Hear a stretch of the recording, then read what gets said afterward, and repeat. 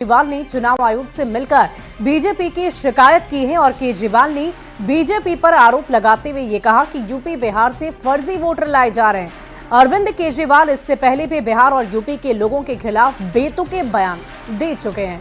तो आपको बता दें कि अरविंद केजरीवाल के इस बयान को लेकर एक बार फिर से सियासी गलियारे में हलचल तेज हो गई है। वो इसलिए क्योंकि इससे पहले भी अरविंद केजरीवाल ने बिहार के लोग और पूर्वांचल के लोगों को लेकर अपना बेतुका बयान दिया था। और देखिए पूर्वांचल के लोगों के खिलाफ अरविंद केजरीवाल के आपत्तिजनक बयान के बाद दिल्ली में बीजेपी काफी गुस्से में और बड़ी संख्या में पार्टी के नेता कार्यकर्ता जोरदार प्रदर्शन कर रहे हैं। और इसके पहले बीजेपी ने पोस्टर जारी करके भी केजरीवाल पर निशाना साधा है।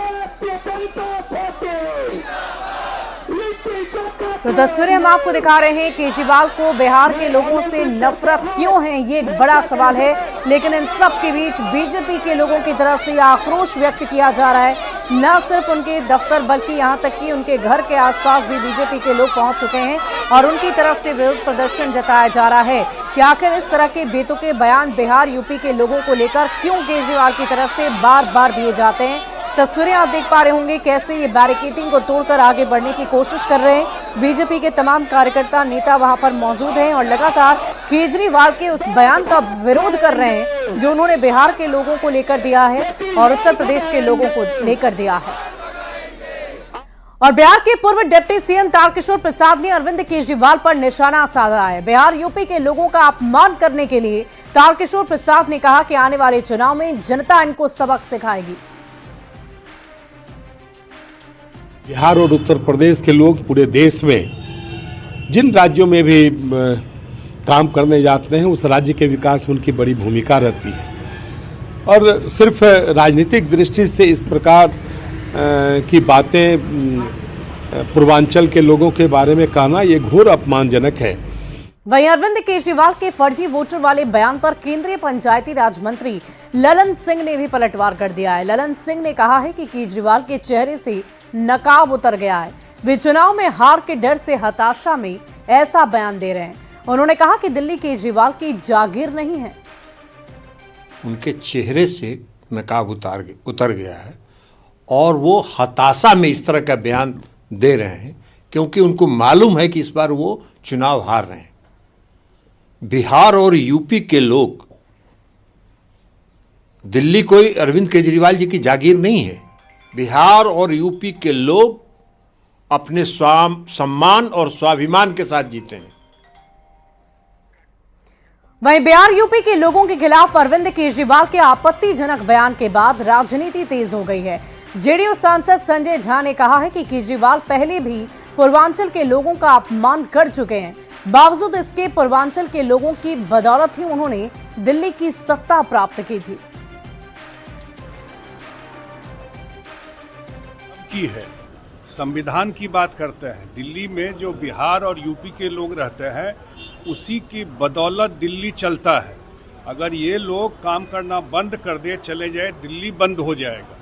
और इनसे पहले जो मुख्यमंत्री थी वो भी ऐसा ही कमेंट की थी, कितना बुरी तरह चुनाव हारी थी। इस बार बिहार यूपी के लोग इनका हिसाब कर देंगे। और केंद्रीय मंत्री चिराग पासवान ने भी अरविंद केजरीवाल पर जोरदार निशाना साधा है। क्या कुछ कहा है आपको सुनवाते हैं। एक सत्ताधारी, एक राज्य की सत्ताधारी दल के प्रमुख की ये सोच, और वो भी एक ऐसे राज्य की सत्ताधारी पार्टी जो कि देश की राजधानी है। आम आदमी पार्टी के प्रमुख पूर्व मुख्यमंत्री अरविंद केजरीवाल जी ने जिस तरीके से यूपी बिहार के लोगों को लेकर आपत्तिजनक टिप्पणी करने का काम किया है, इसको कतई बर्दाश्त नहीं किया जा सकता। और बिहार यूपी के लोगों को फर्जी वोटर बताने के केजरीवाल के बयान पर केंद्रीय मंत्री जीतन राम मांझी ने भी जोरदार निशाना साधा है और लोगों से आगामी चुनाव में केजरीवाल को पूरी तरह से नकारने की अपील कर दी है।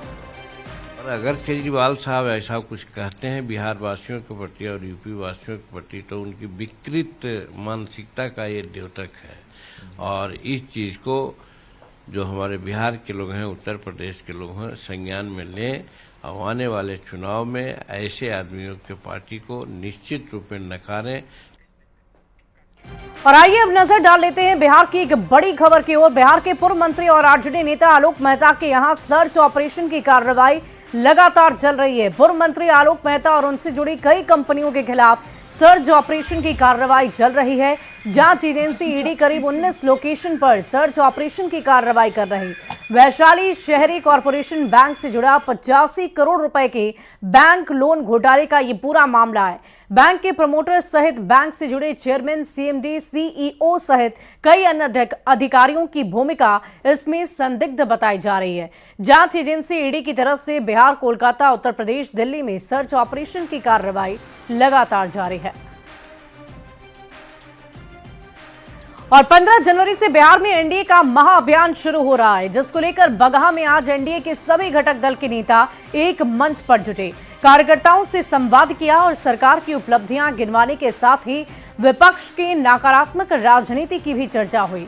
इस मौके पर एनडीए के नेताओं ने तेजस्वी यादव की यात्रा और लालू प्रसाद के शासनकाल पर भी निशाना साधा। सारे एक दिखेंगे कि एनडीए के बैनर के तले, आज बैनर के पीछे आप लोग देख रहे होंगे कि एनडीए का बैनर लगा हुआ है, इसके पीछे काम होगा। अब हम लोग एक पार्टी के रूप में नहीं, गठबंधन के रूप में एक स्वच्छ राजनीति की शुरुआत कर रहे हैं, जिसकी शुरुआत आगाज आज से हो रही है। 15 जनवरी को खरमास के बाद मेला लगेगा।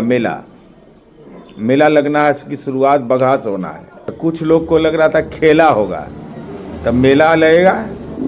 15 जनवरी से मेला लगेगा, एकदम कार्यकर्ताओं का मेला लगना तय है एकदम। और बहुत कुछ बताने की जरूरत है नहीं, ये तो पोस्टरें बहुत कुछ बोल देता है। बगहा की जनता से निवेदन करने आए हैं कि हम लोग जो लास्ट 20 साल में नीतीश जी ने जो सुशासन दिया है और 10 साल से आदरणीय प्रधानमंत्री जी के नेतृत्व में देश ने जो प्रगति प्राप्त किया है विकास का, ये हम सब लोग जानते हैं इस बात को।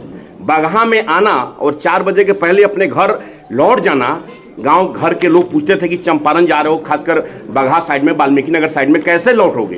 तो इतिहास को बदलने का काम अगर किसी ने किया है तो बिहार के यशस्वी माननीय विकास पुरुष मुख्यमंत्री आदरणीय नीतीश कुमार जी ने। मूल अंतर बताता हूं कि जब उनके माता पिताजी का राज था, तब उनके खानदान में सब एमबीबीएस टॉपर निकल रहे थे। चाहे उनको रुई सुई दवाई का कुछ ज्ञान हो ना हो, वो बहुत लंबी लंबी बातें अभी तेजस्वी प्रसाद जी करते हैं। उनके सिंगापुर की दीदी भी डॉक्टर थी, तो जो भी जन्म ले रहा था उस घर में बच्चा सब एमबीबीएस टॉपर और क्या क्या। और जैसे ही माता पिताजी का राज गया, कोई 9वीं पे अटक गया तो कोई इंटर पे अटक गया, उससे आगे बढ़ने की हिम्मत ही नहीं हुई। और क्या